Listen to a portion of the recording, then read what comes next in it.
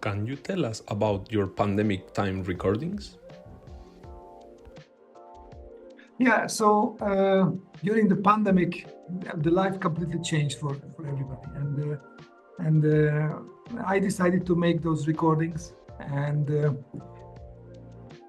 was just kind of an idea to, first of all, for myself to stay in shape, because we didn't know in the beginning or in the middle of March like how long it's gonna take. Honestly, I expected like maybe a few weeks, but it was like 3 months at the very first stage.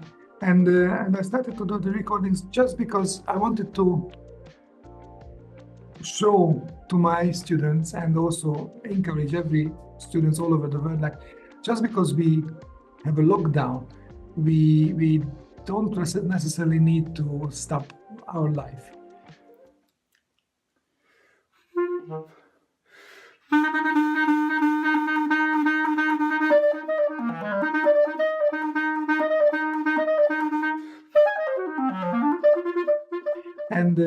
And I started to record every day something else. And of course, after a couple of days or weeks, it turned out to be like regular, and people were asking me to record this and that. And it was really very difficult because I used an iPhone, just iPhone 6, nothing, no technology, nothing, no extra microphones, nothing. Everything what you hear is like uncut, and it was like that. And I had only 2 hours to record because my neighbor was hitting the wall otherwise, so it was like crazy. So we had an agreement like 2 hours in a day, and that's it.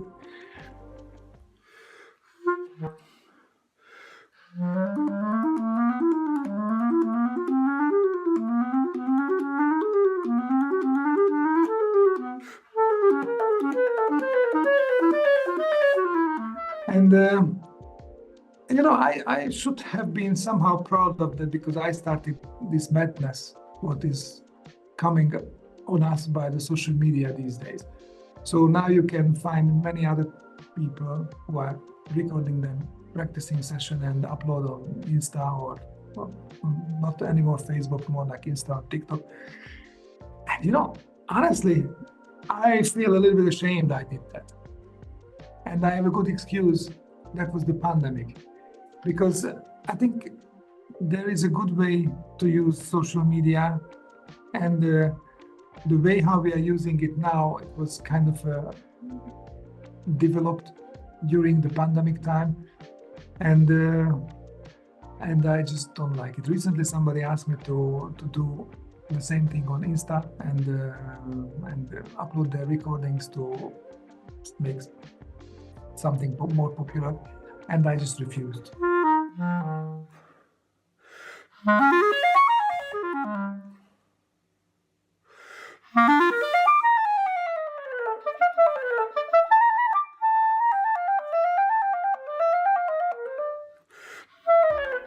So I did my share that time when we didn't have a chance to go anywhere and we didn't have anything else to do, just watch videos on social media and watch movies and stay home.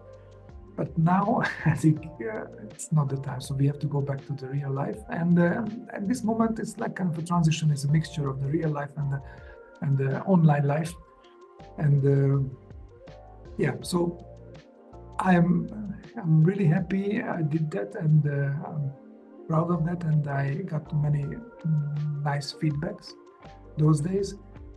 But nowadays, I just don't want to do that anymore. It was also very intensive and very tiring. You can imagine 90 consecutive days you have to record something. So at the end, I was searching for new pieces. What else to record? Our repertoire is really small. But I don't think this is the right way to do some videos and show off and upload it to the social media platform and say like, look, I'm capable to do this. I can play this fast. I can play that staccato. I can do this. This is not music. It's showcase, and we have to be a bit more responsible, more sophisticated, more educated, and more serious than that. So when I see somebody playing a little part of the Francais concerto and playing super fast, okay, yeah, great. and show me how you can play the full concert. I'm more interested to that. And maybe I'm not going to be popular with this opinion. I don't want to hurt anybody, of course. It's absolutely far from me. I'm happy if somebody is doing this kind of things, and happy if somebody feels like he is devoted to this, but I'm not anymore. Can you show us a technical exercise for clarinet?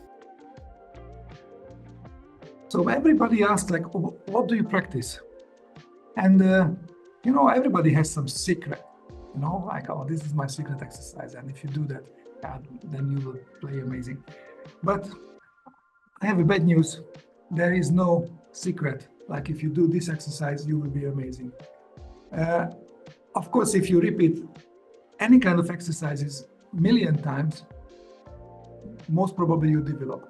But the most important question is not like what to play, but how to play.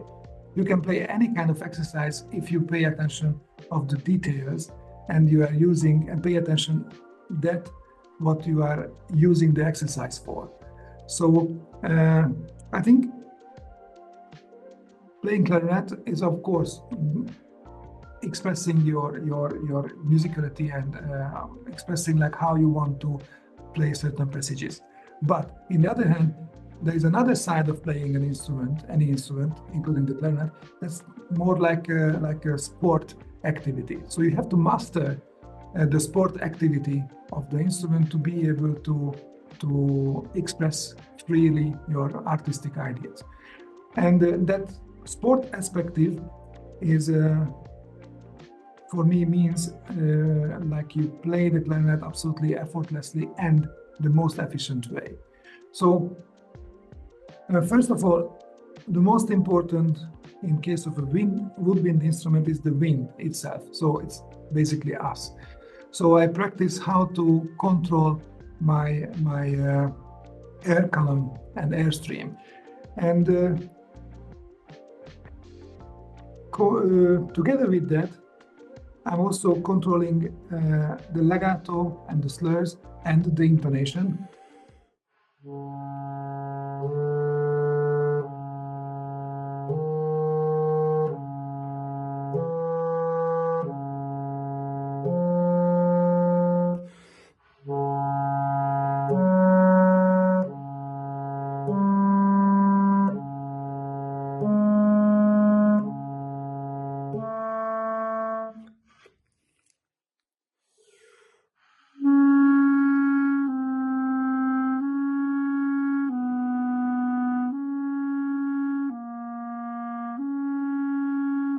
And so on. So from low E to octave and then back.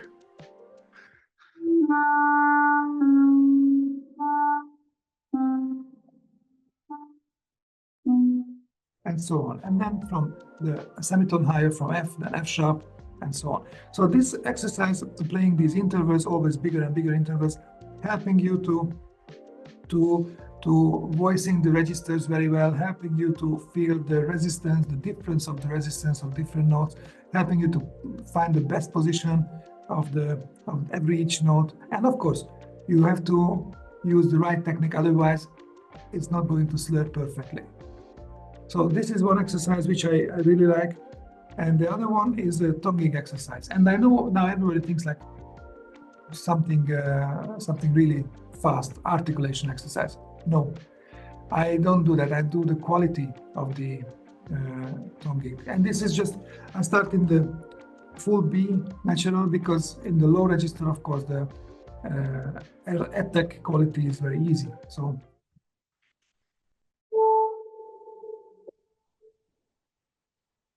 I don't know if you can hear the separation between the notes. Not really. So in that case,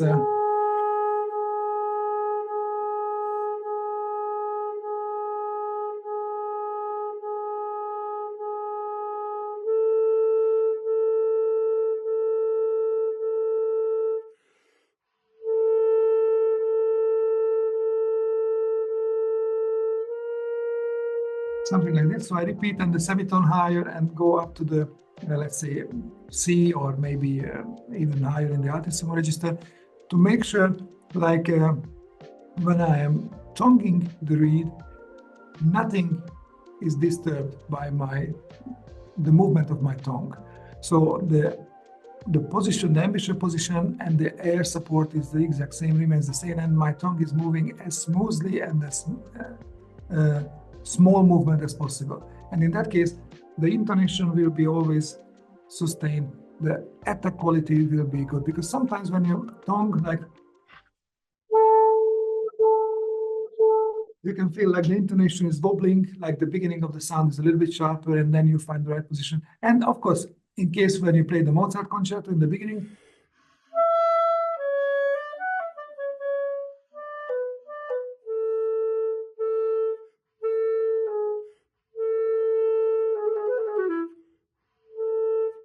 all these notes, G, C, are going to be sharp compared to the piano, because the attack quality is not really good. So this helps a lot, and also it helps for the positioning the embouchure. So if you do that for 10-15 minutes, the instrument sounds much better.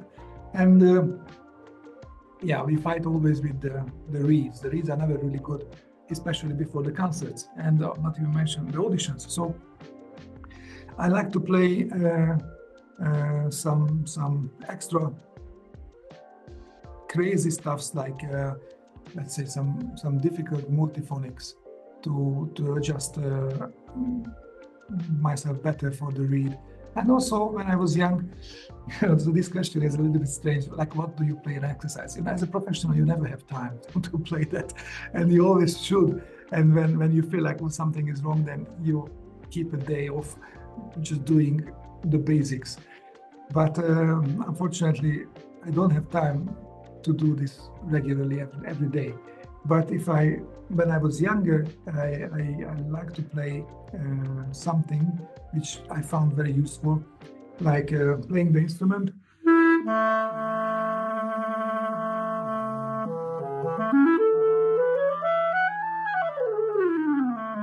and singing at the same time. Because if you have any kind of pressure on your throat, then you can't sing while you are playing. So if you are able to sing, then that means your throat is relaxed and there is no pressure. And immediately, if you stop singing, then the instrument is going to sing, and the sound quality is improved. So I would say these are the basic exercises which I like to use, and of course, tons of scales. What is your setup? So the setup, well, I think the first, which is the most important in case of the setup, is the player. Don't ever look for particular sounds and say, oh, which mouthpiece to use? Okay, I'm gonna buy that, because that mouthpiece would work for some person, might not work for another one. But of course, it's also interesting to know. So I exclusively play on buffet crampon clarinets. I have quite many. This one is a Mopane Legendre B-flat instrument, and I really love this clarinet. It's absolutely fantastic. And I do have a boxwood Legendre as well. So I would say these are my primary instruments at the moment, the Legendre. I have, of course, BC21, and I have also R13, and I have the old Elite model, which is fantastic, but the Legendre is the one which I'm using the most these days. And I use only D'Addario Reserve Classic 3.5 reeds the last 10 years approximately. With the ligatures, I'm sorry to say that, but I have to say, because I'm a Silverstein artist, but this one is not a Silverstein, because I just picked up this, I just got this ligature recently, and I try it. And this is, according to Michael Collins, once I gave him actually a Silverstein ligature just before his concert, he wanted to try. And he asked me, can I use this on a concert? And I said, of course. And he said, it's always good to have some little gadget before the concert to change, just to have some new impressions. So I have more different kind of ligatures. And the mouthpiece, that's an interesting thing. So this mouthpiece is a Gleichweit mouthpiece which made in Vienna by Johannes Gleichweit. I'm working with Johannes for 15 years nearly already, and the model is model Varga. So basically, it's my own model, and I'm really happy with it. And I'm not picky on the setup on different clarinets. Even I'm not really changing mouthpieces. I'm always changing from my model to maybe another model of mine. This is a B model B, which means the intonation is 4/4-2. But today morning I played on BW because in the United States, of course, the intonation is 4/4-0, so the BW is a little bit lower. And I can switch back and forth, no problem. The reeds, I'm a little bit more picky. I'm more sensitive about the reeds. I usually use 8 reeds out of one box, so I'm not picky on the type of on the quality of the reed, but I can't really change for another reed. I need a very long time to get used to if I want to switch from this Reserve Classic to any other brands, any other, even a different Addario reed. It's not easy for me. Instruments, mouthpiece, ligature, no problem, but the reed type is different. What was your professional career? So I started my professional career quite very early. I was only 21 when I got my first job. It was in the Győr Philharmonic. But I didn't like there a few things. I still studied at the University of Szeged, which is quite far from Győr. So, and we traveled a lot with the orchestra at that time, and I also had to travel back to the university. So there was lots of traveling, and I would say I was quite irresponsible because I went for the audition just because I was competitive and I wanted to take part of the audition, and I got the job, and of course I accepted, and I resigned very soon. And not much later, I started to study at the Liszt Academy in Budapest, and there was an audition for the radio, and that was my dream, the radio orchestra in Hungary. That was the most characteristic orchestra, to say. I don't know why. Maybe it's not the level. It was just in my mind. I never really wanted to go to the National Philharmonic or the opera. For me, the radio was the dream. And so there was a job opening, and I went there and I got the job, and I started to play in the orchestra. It was in '96. And later I had to leave, but it's a long story, so I don't want to explain. And I went to another orchestra. I got the job there as a principal, and a few months later, that's why I had to leave, there was an audition for principal clarinet in the radio. And I went back and I got the job again, and that was in '97, and technically I was there for the next 25 years, except during that period when I was working in the Singapore Symphony Orchestra. And playing an instrument and being a professional musician gives us incredible opportunities. So imagine if you are not a musician, you're working somewhere else, how many times you have a chance to visit some other country, how many times you have a chance to work in some other country. I know you personally, Jordi, who is interviewing me, like you Spanish, but you were in Hungary, in England, and in Luxembourg, and I don't know, so many places. So this is the thing with all the musicians, and personally, I really like to try myself out in different cultures. I like to experience, to live in different cultures. I lived in Paris for a little while, in Singapore. That was absolutely extraordinary, and the orchestra was great. I had many good friends there, and the country is really amazing.